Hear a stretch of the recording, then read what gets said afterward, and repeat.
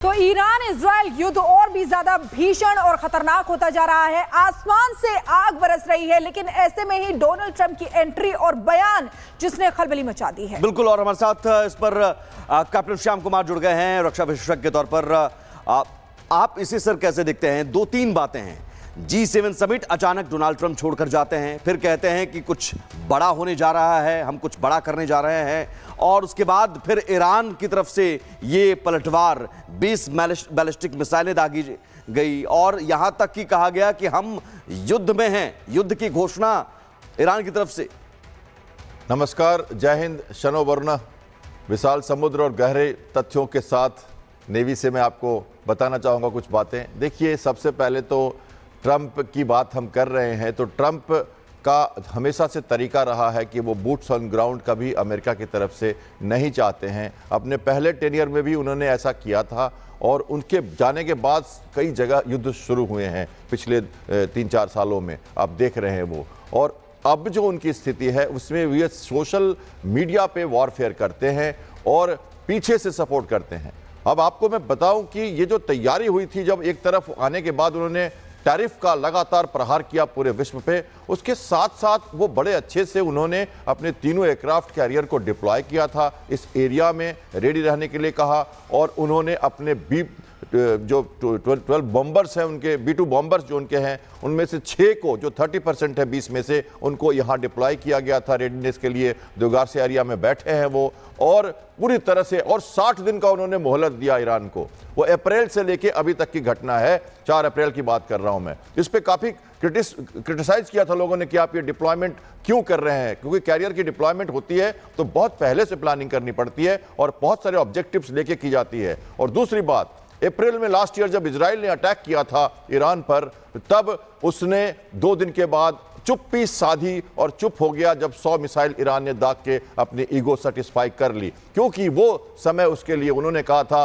अभी रुकता हूं, बंदूक भी मेरी होगी, गोली भी मेरी होगी, समय भी मेरा होगा। तो इजराइल ने प्लानिंग की पूरी तरह से, मोसाद भेजा, हमास को खत्म किया, हिजबुल्ला को खत्म किया, और हूती को खत्म किया अमेरिका और ब्रिटिश के द्वारा।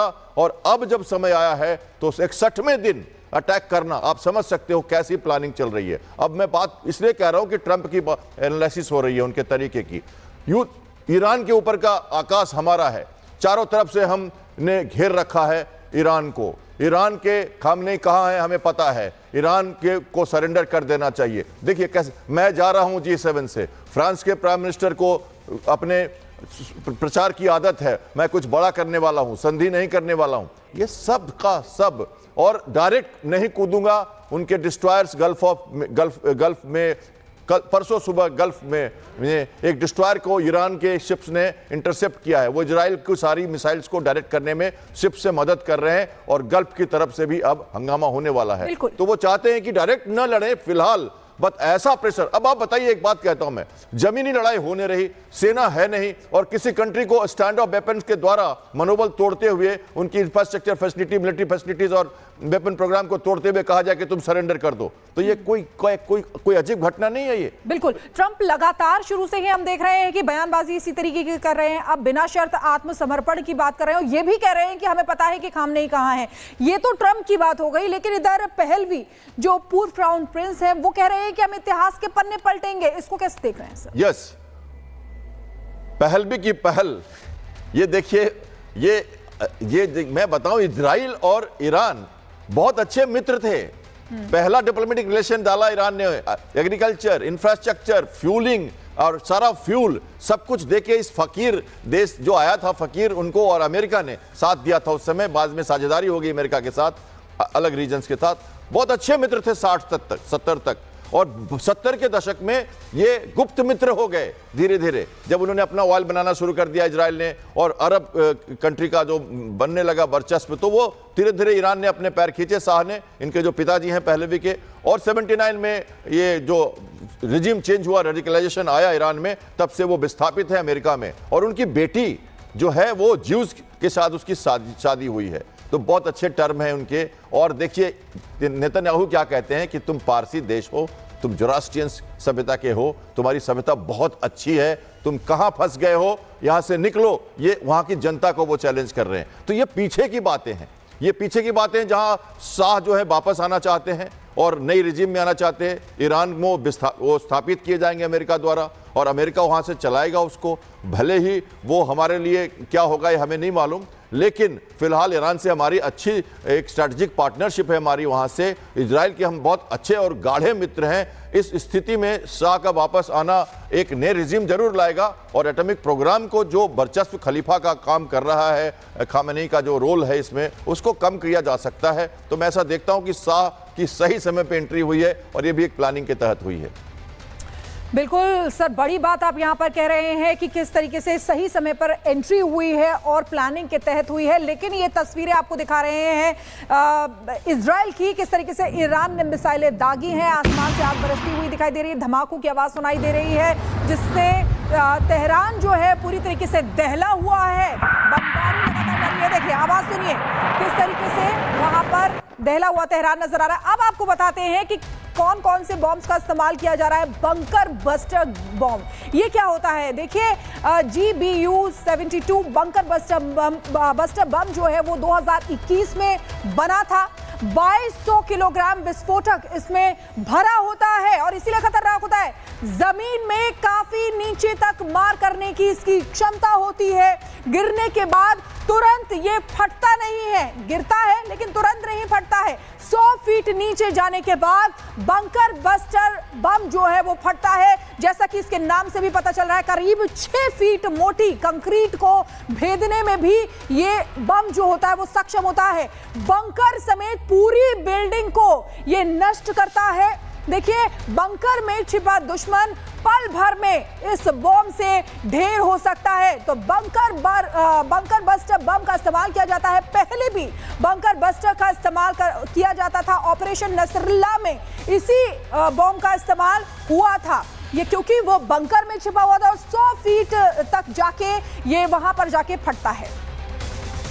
और इस बीच एक बड़ी खबर, ईरान की तबाह तबरीज मिसाइल बेस की सैटेलाइट तस्वीर सामने आई है। तबरीज मिसाइल बेस तबाह हुआ है, यह तस्वीर सामने आई है। ईरान की तबरीज मिसाइल बेस जो कि तबाह हो चुका है, उसकी सैटेलाइट तस्वीर सामने आई है। इजराइल ने जो हमला किया था, जबरदस्त हमला, इसमें तबरीज मिसाइल बेस तबाह हो गया है।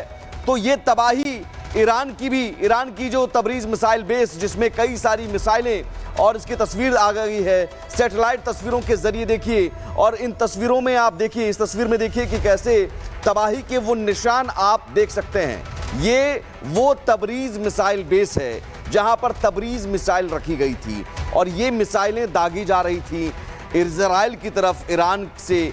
लेकिन इजराइल ने इसी ठिकाने को चुना और इस बेस को ही तबाह कर दिया। दो तस्वीरों के जरिए समझिए, पहले ये बेस कैसे दिखता था और दूसरी तस्वीर में देखिए कैसे तबाह होने के बाद तबाही के निशान इस बेस के नजर आ रहे हैं। दोनों तस्वीरों में साफ झलक रही है वो तबाही की तस्वीरें। पहली तस्वीर बहुत साफ सुथरी है और वहां सब कुछ अच्छे से दिख रहा है, व्यवस्थित दिख रहा है। लेकिन दूसरी तस्वीर, तबरीज मिसाइल बेस जो है वो तबाह हुई। और कैप्टन श्याम कुमार हमारे साथ हैं। सर, ये जो तबरीज मिसाइल बेस आप भी देख रहे होंगे जिसको तबाह कर दिया गया है, इस बेस की क्या इंपॉर्टेंस है मार्गदर्शक? देखिए, इनके पास 2000 से ज़्यादा मिसाइल्स हैं, बैलिस्टिक मिसाइल्स हैं, हर तरह की मिसाइल्स हैं। और इन्होंने ये भी बताया गया कि रशिया को भी दिया था, जिनके शॉर्ट डिस्टेंस के फतह मिसाइल जो बहुत ही हाईली प्रिसाइज हैं और बहुत ही एक्यूरेट टारगेटिंग के लिए मशहूर हैं। तो ईरान ने काफ़ी मिसाइल्स बनाए और वन ऑफ द ऑब्जेक्टिव्स जो है इजराइल का ईरान के अगेंस्ट में, ईरान ने बहुत सारे मिसाइल्स बनाए, करीब 300 से 400 या 500 तक 600 तक शायद वो अभी तक एग्जॉस्ट कर चुके हैं अपने मिसाइल्स। और कल की जो आकलन है उसके हिसाब से 1800 से ज़्यादा मिसाइल्स इनके पास अभी और बची हुई है। और उन्होंने कई सेंटर्स बना रखे हैं जहाँ पर वो मिसाइल का कारखाना और एक तरह से मिसाइल गोडाउन या एक तरह से मिसाइल का गांव कहते हैं जिसको, विलेज बना रखा है उन्होंने मिसाइल्स का कई जगह पे। उनमें से एक आप तस्वीर में दिखा रहे हैं। तो ऑब्जेक्टिव्स में ये है कि वेपन इनरिचमेंट जो प्रोग्राम है उसको ख़त्म करना, और दूसरा ऑब्जेक्टिव है इनके जो मिसाइल्स का जो पूरा जो इनका जो ये पूरी जो खेप है, इस पूरे मिसाइल्स की जो प्रिपरेशन जब जो बना भी सकते हैं वो उसको भी खत्म करना। तो उस हिसाब से वो टारगेटिंग कर रहे हैं। बिल्कुल देखिए ना, जनता को मार रहे हैं, 18 प्रांत में अटैक किया, उन ऑयल्स और उन गैस तबरीज मिसाइल बेस बिल्कुल तबाह किया गया, लेकिन अभी भी बैलिस्टिक मिसाइलें दागी गई। रात में भी ईरान की तरफ से 20 बैलिस्टिक मिसाइलें तेल अवीव पर दागी गई हैं, यानी कि अभी भी मिसाइलें हैं और उसे एक बार फिर से निशाना बनाने की कोशिश इजराइल की तरफ से होगी।